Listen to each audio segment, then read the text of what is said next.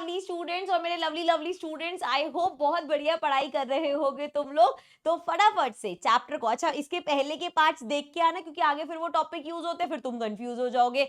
तो पहले के सभी पार्ट्स देख लेना ताकि तुम्हें कंसेप्ट पूरा क्लियर हो। फिर कंटिन्यू करते हैं, आ जाओ। सो नाउ धमाकेदार टॉपिक आ गया है, प्रॉफिट एंड लॉस वाला। इस टॉपिक को जितने अच्छे से समझोगे ना, इसका कंसेप्ट तुम्हें क्लियर हो गया ना, इसके ऐसे ऐसे मुश्किल क्वेश्चंस बन के आते हैं ना जो बच्चे इतना अटकते हैं, लेकिन अगर तुम्हारा कंसेप्ट क्लियर है ना, तुम इन क्वेश्चंस में बिल्कुल नहीं अटकोगे। इस चीज का ध्यान रखना, अगर तुम मेरे से पढ़ रहे हो ना, जितने तुम्हारे कंसेप्ट्स लॉजिक बढ़िया होंगे ना, उतने क्वेश्चंस तुम बढ़िया निकाल पाओगे मैथ्स में। अगर अभी तक भी तुम्हें कोई कहता है ना यार ये मैथ्स में बहुत नालायक है, तुम्हें खुद लगता है कि मैं मैथ्स में बहुत वीक हूँ, तो इस चीज का ध्यान रखना। मैथ्स एक ऐसा सब्जेक्ट है जिसमें कोई बच्चा नालायक या होशियार नहीं होता। Maths is all about logics. तुम्हारे लॉजिक्स, तुम्हारे कंसेप्ट्स कितने क्लियर है ना, उतना बढ़िया तुम्हें मैथ्स आएगा और उतना ज्यादा मजा आएगा मैथ्स करने में। ठीक है, तो स्टार्ट करते हैं। बिल्कुल दोनों कान खुले रख के, दिमाग खुला रख के हमें टॉपिक समझना है, और एक बार समझ में आ गया ना, फिर मुश्किल से मुश्किल क्वेश्चंस ना ऐसे निकाल दोगे तुम। ठीक है, चलो आओ शुरू करते हैं। अब पहले कुछ टर्म्स पढ़ते हैं। क्या क्या टर्म्स है? मार्केटेड प्राइस, सेलिंग प्राइस और कॉस्ट प्राइस। ठीक है, अब ये तीनों क्या क्या होता है, सबसे पहले बात करते हैं मार्केटेड प्राइस पे। जैसे आप एक दुकान पे गए, आपको एक शर्ट पसंद आई, उस शर्ट पे प्राइस लिखा हुआ है 300 रुपए। ठीक है, भैया ने, दुकानदार ने बोला भाई 300 रुपए की शर्ट है। आपने कहा नहीं भैया थोड़ी सी कम कर लो। अब लड़कियां होते हैं ना, ज्यादातर बार्गेनिंग करती है, लड़के फिर भी बेचारे शर्मा जाते हैं, बार्गेन कर नहीं पाते, बट लड़कियां कर लेती है। ठीक है, तो नया भैया बहुत ज्यादा बता रहे हो, 300 रुपए का तो नहीं है ये टॉप, ऐसे करके। तो अब भैया ने चलो थोड़ा सा बार्गेन तुम्हारी मान ली और कहा चल ठीक है भाई 250 रुपए में ले दे दूंगा। तो अब यहाँ पे मार्केटेड प्राइस क्या है? वो 300 रुपए जो भैया ने कोट करे थे। ठीक है, अब बार्गेन करके तुमने अपने बढ़िया बार्गेनिंग स्किल्स दिखा के उसका प्राइस कम करवाया। सेलिंग प्राइस क्या बना? 250, क्योंकि इतने पे खरीदा ना। अब उस दुकानदार के पॉइंट ऑफ व्यू से देखो, उसने मार्केटेड प्राइस लिखा हुआ था 300, उसने बेचा 250 में। अब एक बात बताओ, अब जब जितना उसका खरीदने की अमाउंट होगा, अब ऐसा तो है नहीं वो शर्ट खुद बना रहा होगा, वो भी तो कहीं से ला रहा होगा, या अगर खुद भी बना रहा होगा तो उसमें कपड़ा लगता है, लेबर लगती है, तो उसके पैसे भी होते हैं। तो ये सब होता है कॉस्ट प्राइस। मतलब अगर मैं शॉपकीपर हूं, ठीक है, मेरी दुकान है, मैं पेन्स बेचती हूँ, ठीक है। अब भैया एक पेन मैं लाई 5 रुपए का, ठीक है, मैंने उस पे एमआरपी लिखा 10 रुपए, और मैंने फर्दर उसको चाहे 8 रुपए में बेच दिया। ठीक है, तो जितना 5 रुपए का मुझे पड़ा था एज अ शॉपकीपर, ये मेरा कॉस्ट प्राइस हो गया।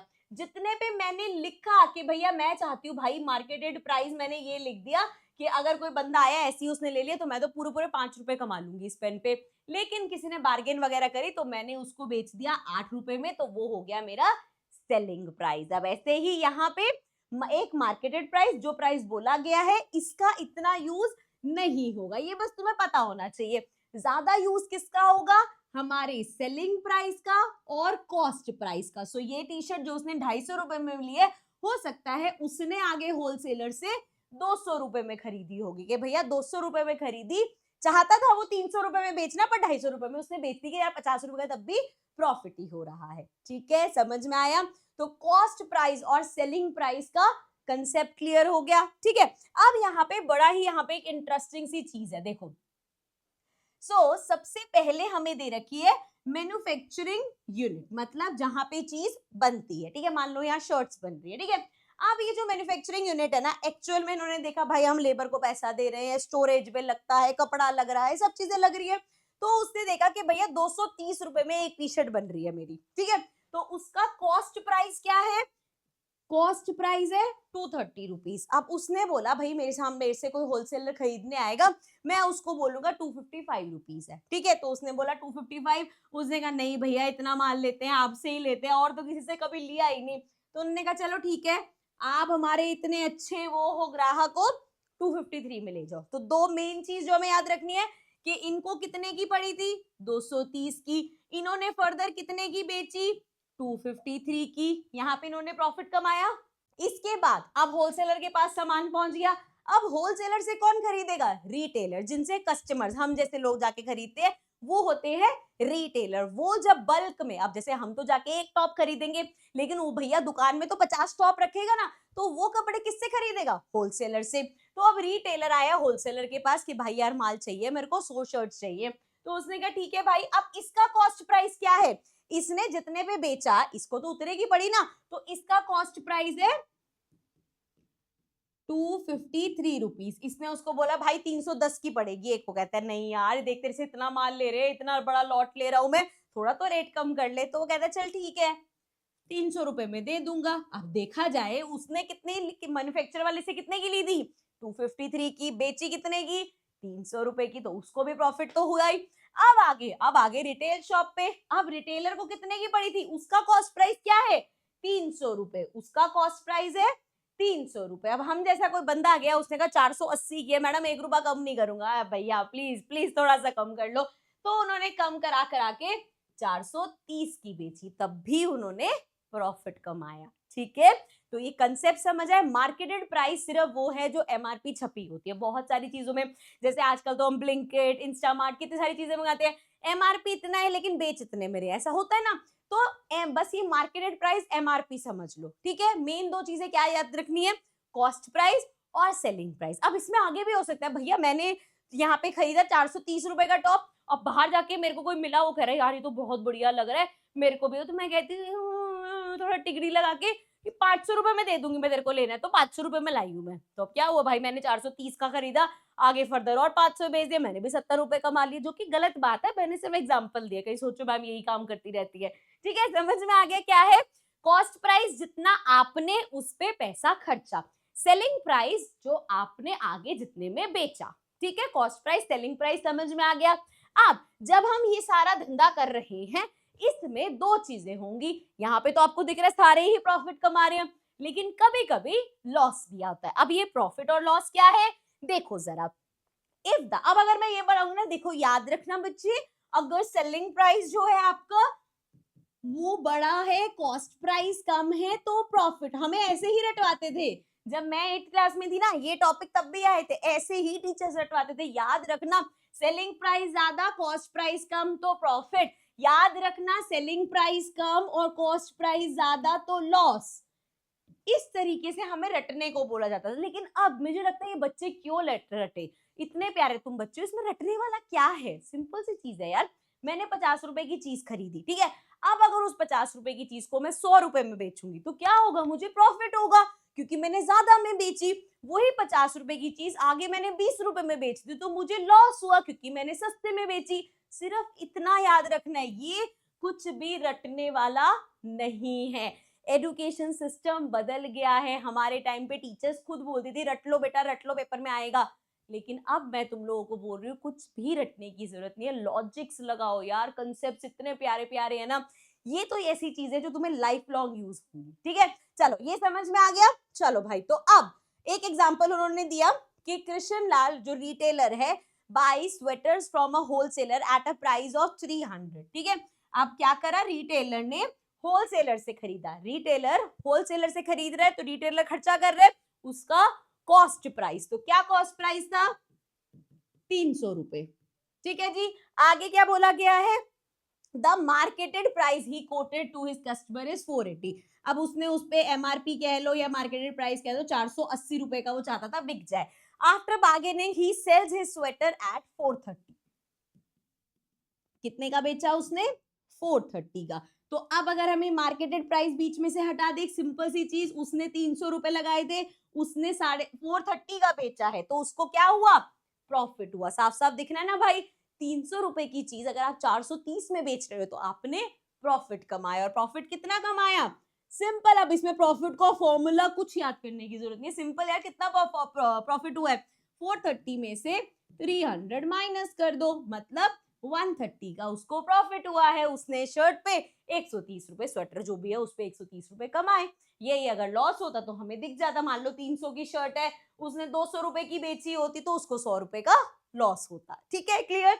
चल अब आगे देखते हैं, आगे हमारे पास क्या है, example 4, find out percentage profit Kishan Lal made on this sweater. अब हमें परसेंटेज प्रॉफिट निकालना है। एक चीज बस ध्यान से समझना, हमें यहाँ पे प्रॉफिट परसेंटेज कैलकुलेट करना है। अगेन कोई फॉर्मूला याद करने की जरूरत नहीं है, लॉजिक्स लगाओ। प्रॉफिट परसेंटेज हमारा होता है तुमने कितना प्रॉफिट कमाया। ठीक है भाई, अब देखो जरा इसने कितना प्रॉफिट कमाया। यहाँ पे अभी हमने निकाला 130 रुपए का प्रॉफिट हुआ भाई साहब को। सो ये आ गया 130 का प्रॉफिट। अब यहाँ पे बच्चे गड़बड़ कर देते हैं कि जो बेस लेंगे, अभी हम चेंज वाला करें तो उसमें मैंने क्या बोला था, बेस में हमेशा ओरिजिनल चीज आती है, कभी भी ये फर्क नहीं पड़ता कि तुमने कितने में बेची। यहाँ पे फॉर्मूले में हम ये करेंगे, तुमने 130 का प्रॉफिट कमाया लेकिन खरीदा, पैसा कितना लगाया था, बेस प्राइस क्या था तुम्हारा, cost price. So cost price इसका क्या था, इसने 300 रुपए की खरीदी थी तो इसका कॉस्ट प्राइस 300 रुपीज था। ठीक है, और परसेंटेज तो बताने की जरूरत ही नहीं है, इनटू 100 करते हैं, 0 से 0 सारे काट दो एंड ये है। सो 3 4 जा 12, 10 आएगा हमारा 3 के टेबल में, 3 3 जा 9 एंड फिर से अभी 10 10 चलता रहेगा। सो 43.333% प्रॉफिट कमाया उसने। ठीक है, क्लियर है, चलो आगे देखते हैं। So now we have find the profit percentage of the wholesaler and the manufacturer. Manufacturer को कितना profit percentage उसका कैलकुलेट करना है, ऐसे ही होलसेलर ने कितना प्रॉफिट कमाया वो। सो पहले अगर हम होलसेलर का देखें तो देखो जरा भाई, अगर हम होलसेलर की बात करें तो यहाँ पे होलसेलर ने फर्दर, अच्छा कभी भी ये मत सोचना कि होलसेलर का प्रॉफिट ऐसे ले लेते कि उसने 255 बोला था, इसने 353 में गया तो वहां से निकाल लिया, नहीं, ये कोई प्रॉफिट नहीं है। प्रॉफिट कब होता है, जब आप खरीदने के बाद किसी चीज को बेचते हो तब। अब होलसेलर ने किसको बेचा था, रिटेलर को बेचा था। अब होलसेलर ने कितने का खरीदा था, इसका कॉस्ट प्राइस कितना था, 253।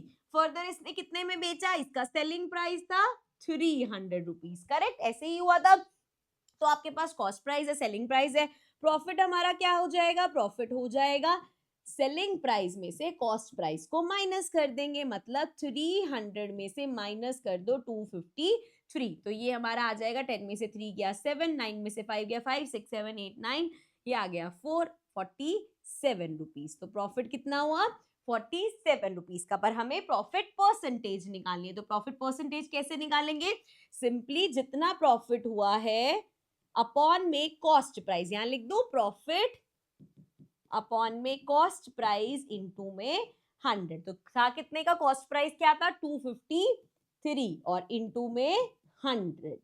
ठीक है, क्लियर। अब दिक्कत ये है यहाँ पे कटेगा कूटेगा कुछ नहीं, तो हमें डिवीजन का सहारा लेना पड़ेगा। सो 253 को हमें डिवाइड करना है 47 इंटू 100 कर दो 4700 से। ठीक है, सो देखो यहाँ पे क्या होगा, अगर मैं इसका 2 से भी मल्टीप्लाई करूंगी तो बड़ा हो जाएगा, करके देख लेते हैं। 3 2 6, 5 2 10, 2 2 4, 506 बड़ा आ गया ना, तो 1 से करते हैं, 1 से करेंगे ये आ जाएगा 253। तो ये हमारे पास आ गया, यहाँ पे 0 नीचे आ जाएगा, 10 में से 3 गया 7 आ जाएगा, ये बचा 6, 6 में से 5 गया 1 आ गया, 4 में से 2 गया 2, सो हमारे पास आ गया 2170, मतलब बड़ा होगा यहाँ पे। तो अगर हम इसको 9 2 18, 9 से थोड़ा ज्यादा बड़ा आ जाएगा, 8 से करके देखते हैं।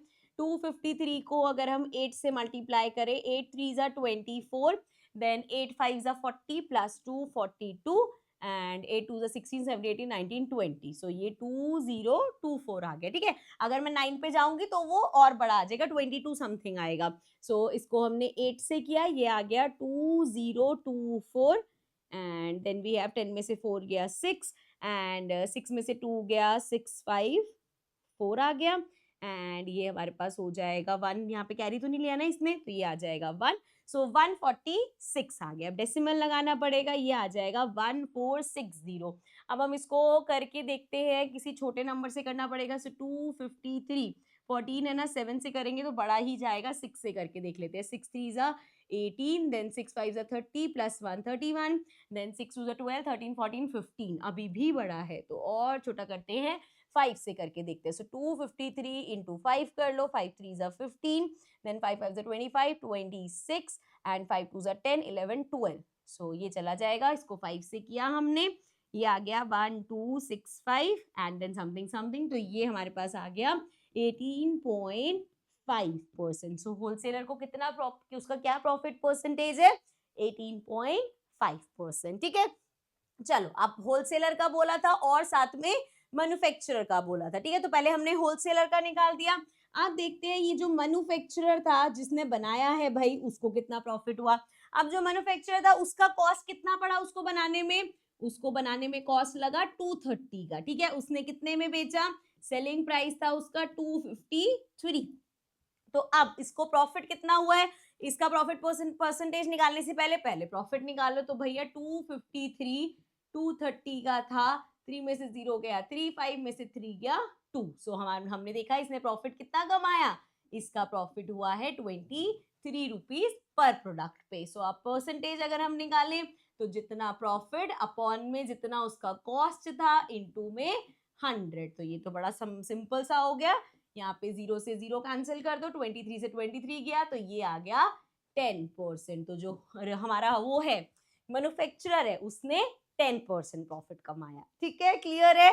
चलो आगे बढ़ते हैं, नेक्स्ट देखते हैं। नेक्स्ट हमारे पास क्या है, नेक्स्ट है हमारा Sambhavi owns a stationery shop, she procures 200 page notebook at 36 per book. Procures मतलब उसने इतने में खरीदी, she sells them with a profit margin of 20%, find the selling price. ध्यान से देखना, कॉस्ट प्राइस कितना है, उसको कितने में मिली है 36, सेलिंग प्राइस हमें क्या करना है, फाइंड करना है, एंड प्रॉफिट का परसेंटेज हमें दे रखा है 20% प्रॉफिट पे उसने बेची है। अब सिंपल सी बात है, जो उसका कॉस्ट प्राइस था, ठीक है, इसमें अगर मैं प्लस कर दूं, क्या प्लस कर दूं, इसी का ही 20%। भाई एक चीज याद रखो, जब भी हम प्रॉफिट और लॉस की बात करें तो ये किस पे होता है, कॉस्ट प्राइस पे होता है। मुझे प्रॉफिट हुआ है या लॉस ये कैसे पता चलेगा, क्या सेलिंग प्राइस पे। मैंने कोई चीज 500 में बेची, मैंने एक चीज 600 में बेची, अब मुझे कॉस्ट किस पे प्रॉफिट होगा लॉस होगा, मैं किस हिसाब से कैलकुलेट करूंगी कि मैंने उस पे कितना पैसा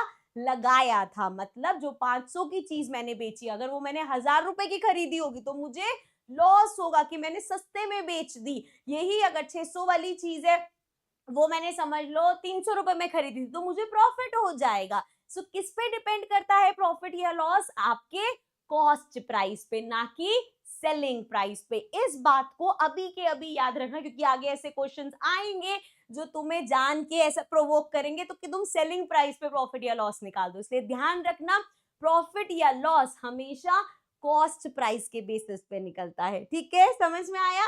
चलो तो अब देखो भाई, उसको 20% प्रॉफिट हुआ, किस पे हुआ होगा 36, जो कॉस्ट प्राइस है उसका, उसका 20% निकालो पहले।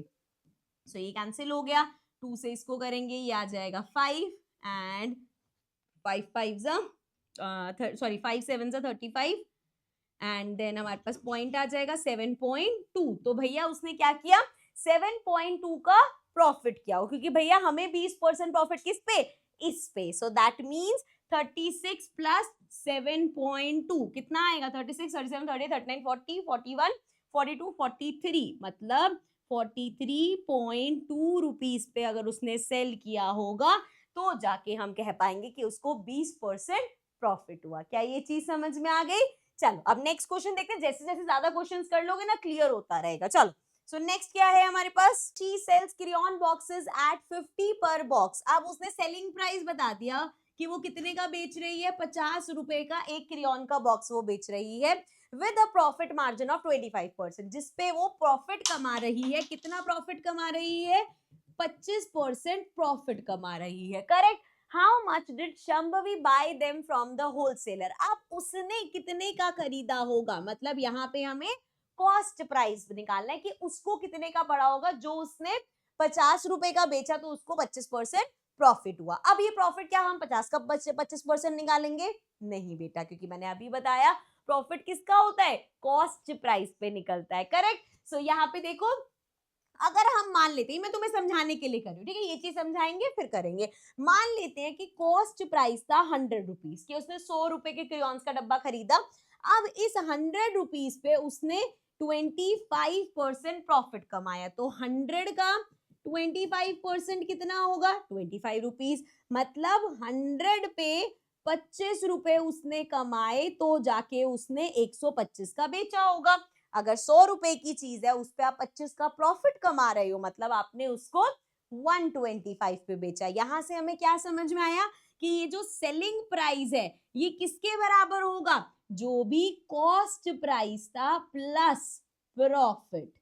ठीक है, सेलिंग प्राइस किसके बराबर होगा, जो भी कॉस्ट प्राइस है प्लस प्रॉफिट। अब इस केस में क्या है, मान लेते हैं let cost price equal to x, हमने मान लिया कि कॉस्ट प्राइस x है। अब सेलिंग प्राइस कितना होगा? सेलिंग प्राइस होना चाहिए कॉस्ट प्राइस प्लस प्रॉफिट। ये तो लॉजिक है, ये मत सोचना फॉर्मूला याद करने बैठ जाए भैया, सिंपल सा प्रॉफिट कैसे निकालते हो? सेलिंग प्राइस में से कॉस्ट प्राइस माइनस करके। तो अब अगर तुम्हें सेलिंग प्राइस निकालना है तो वो दोनों प्लस करके, भैया जितने का तुमने खरीदा उस पर जितना कमाया उतना, तभी तो सेलिंग प्राइस बना उसका।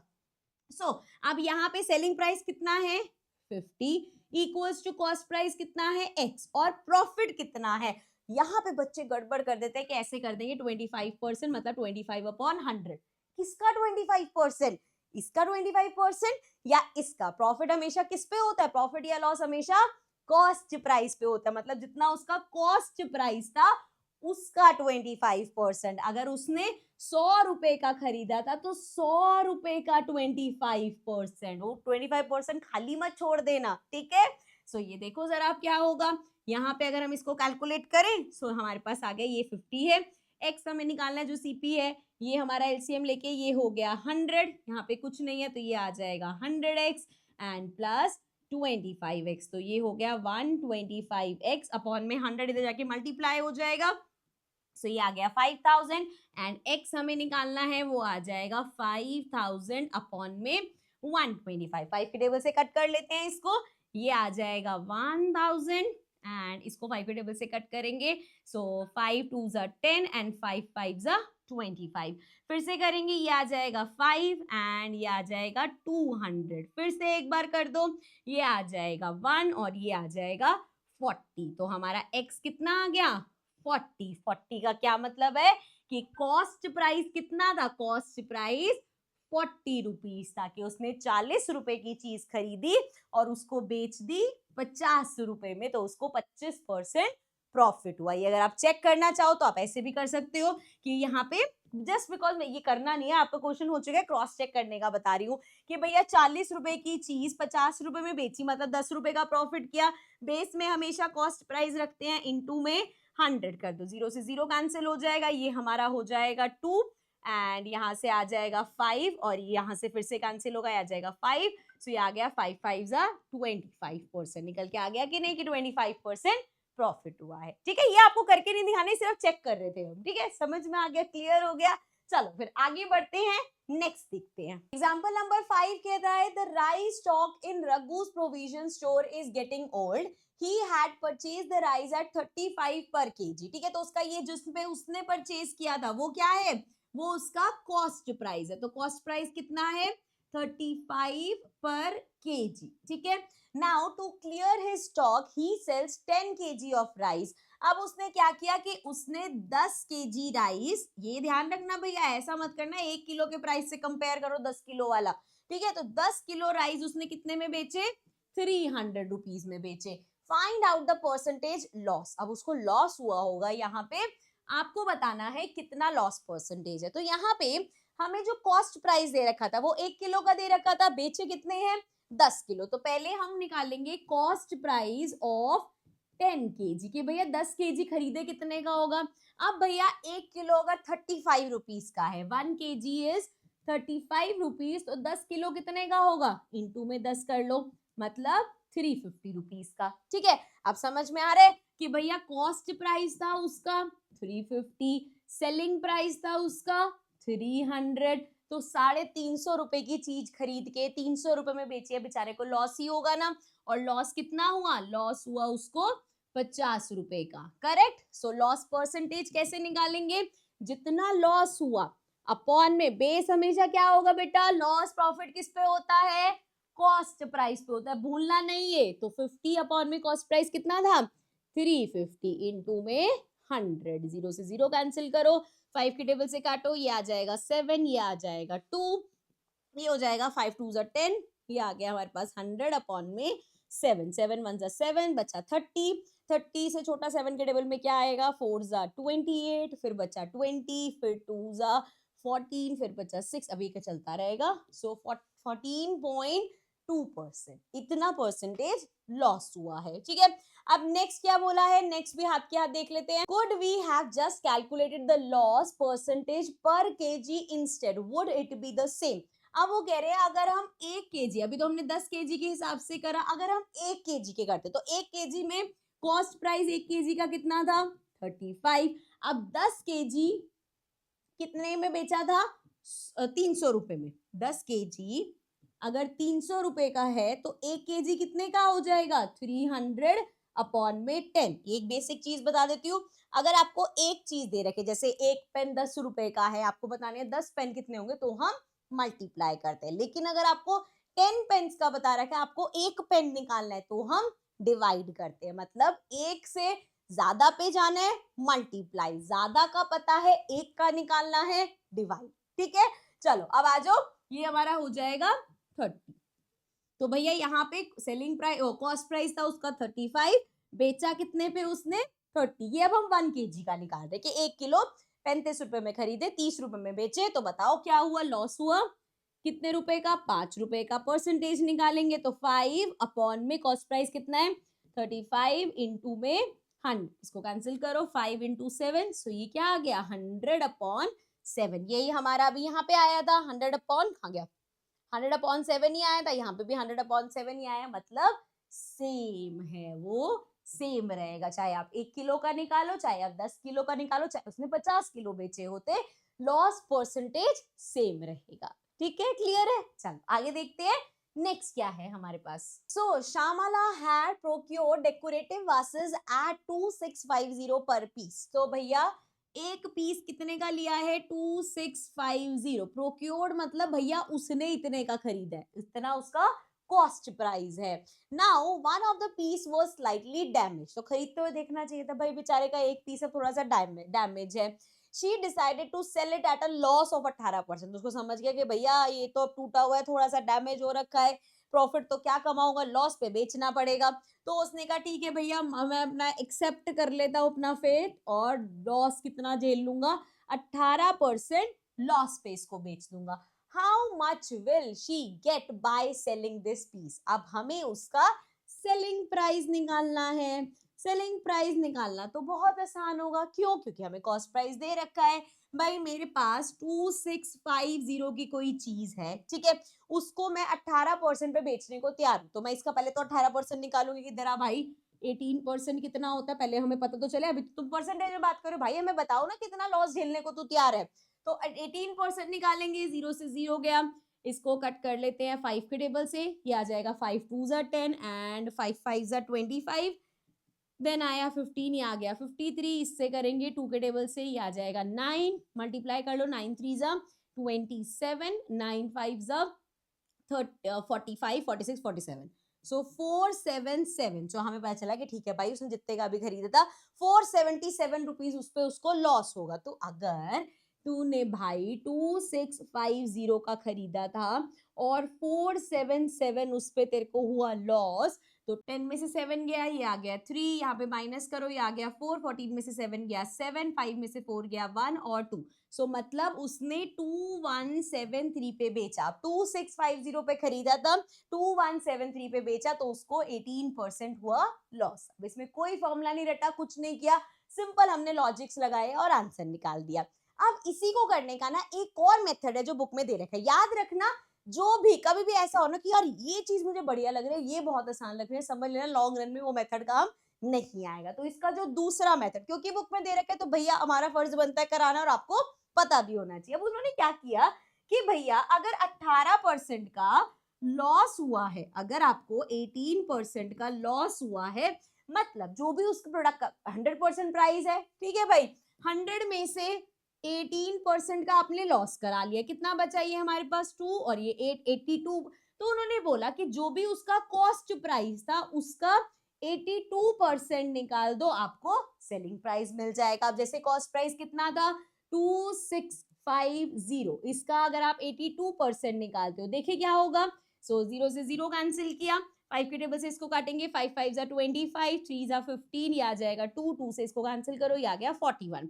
अब 53 इंटू 41 करते हैं, ये आ गया 53, 4 से करो, 4 3 12, देन 4 5 20, 21, सो ये आ गया 3 5 7 1 2। तो अब देख लो 2173 आ गया, ठीक है। अब देख के क्या लगेगा, यार मैम ये ज्यादा आसान है ना, आप उसके पीछे क्यों पड़े हो, लेकिन आगे जाके क्वेश्चंस कॉम्प्लिकेट होंगे जहां पे तुम जिसको कॉस्ट प्राइस ले रहे हो वो एक्स लेना पड़ेगा, सेलिंग प्राइस में बहुत कुछ करना पड़ेगा। तो जो ये ऊपर वाला मेथड है ना, ये फुल फ्लेज मेथड है कि क्वेश्चन बेसिक हो चाहे एडवांस हो हम कर लेंगे। ये वाली चीज तुम्हारी चलेगी बेसिक क्वेश्चन में। अब एग्जाम में बैठ के तुम जज नहीं करोगे क्वेश्चन बेसिक है या एडवांस है।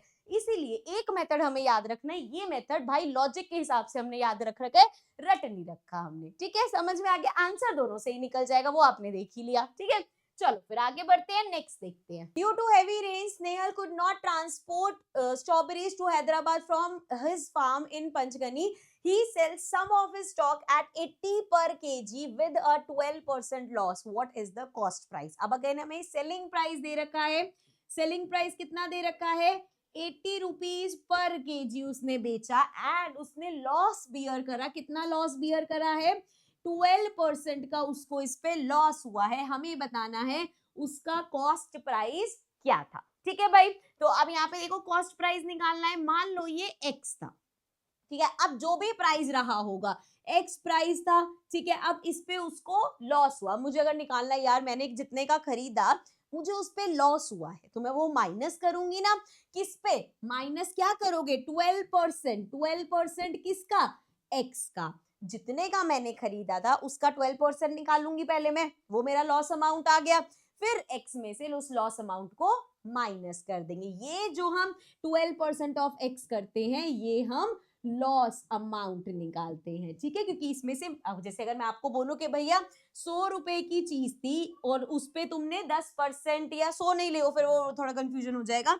अगर 200 की चीज थी और उस पे आपको 10% लॉस हुआ है, तो क्या हम ऐसे करेंगे कि 200 में से -10 कर दें, नहीं, ये 10% है। पहले हम 200 का 10% निकालेंगे और जब वो 10% हमारे पास आएगा उसको हम 200 में से माइनस करेंगे। सेम चीज यहां कर रहे हैं, ये इसका कॉस्ट प्राइस है, इसमें से हमने इसका 12% माइनस करना है। तो इसको यहां से हटा देते हैं, अब करते हैं। आई होप ये जो मैंने एग्जांपल दिया उससे तुम्हें समझ में आ गया होगा। चलो भाई कैलकुलेशन देखो, ये हमारा एलसीएम लेके हो गया 100 एंड ये आ गया 100x माइनस 12x, तो ये हो जाएगा आद्या, जान के आवाजें मत निकालो, 100 में से 12 माइनस करो, 10 में से 2 गया 8 आ जाएगा हमारे पास, ये हो जाएगा 9 में से 1 गया 88 अपॉन में 100 आ गया, ठीक है। सो 88x अपॉन 100 और ये किसके बराबर है, सेलिंग प्राइस के। सेलिंग प्राइस कितना है, 80 सेलिंग प्राइस है। सो ये आ जाएगा 80 इंटू 100 8000 अपॉन में 88 हो जाएगा। x की वैल्यू, इसको कैंसिल करो, ये आ गया 11, इसको 8 से करोगे ये आ जाएगा 1000। सो 1000 अपॉन 11 कट करना शुरू करते हैं, सीधा 9 से करना पड़ेगा, 9 से करेंगे 99 बचा 10, फिर छोटा हो जाएगा 10 तो 0 से करेंगे, सो पॉइंट आ जाएगा। देखो मैं यहाँ पे डिवीजन करके दिखा देती तुम्हें, क्योंकि अभी क्या होता है कंफ्यूजन हो जाती है। तो अगर मुझे यहाँ से डिवाइड करना है, 10 तो छोटा है, तो मुझे क्या करना पड़ेगा, 11 इंटू 9 करके मैंने 99 कर दिया, ये नीचे 0 आया, फिर से 10, फिर से छोटा है तो हम 0 लेके 0 लिखा 10। अब भैया डेसिमल लगाओगे 100 बन जाएगा, फिर से 9 से करोगे 99, फिर ये 1 वो आ जाएगा 1 आ जाएगा, फिर डेसिमल लगा हुआ 10 बन जाएगा, अभी भी छोटा है, फिर करोगे तो ये चलता जाएगा 90.909090 चलता रहेगा। सो देयरफॉर 90.91 करके हम बोल देंगे कि ये उसका कॉस्ट प्राइस है। थोड़ा सा अप्रॉक्स करके दिया हमने, ठीक है, समझ में आ गया। इस तरीके से हमें करना है। यहाँ पे इन क्वेश्चंस में गलती सिर्फ इस चीज में होती है कि बच्चे या तो सीधा 12% कर देते हैं, एक्स लगाते ही नहीं है, या कुछ बच्चे गड़बड़ कर देंगे कि सेलिंग प्राइस का 12% निकाल देंगे, ठीक है। तो अपने कंसेप्ट समझने हैं हमें, लॉजिक्स क्लियर रखने, फिर क्वेश्चन में गड़बड़ नहीं हुआ करेगी, ठीक है। चलो सो इस वीडियो को हम यहीं पे ही एंड कर रहे हैं, ठीक है। अब काफी पढ़ लिया आज यार, अब इसके आगे का अगले पार्ट में पढ़ना। So I will see you all in the next video, bye bye for now.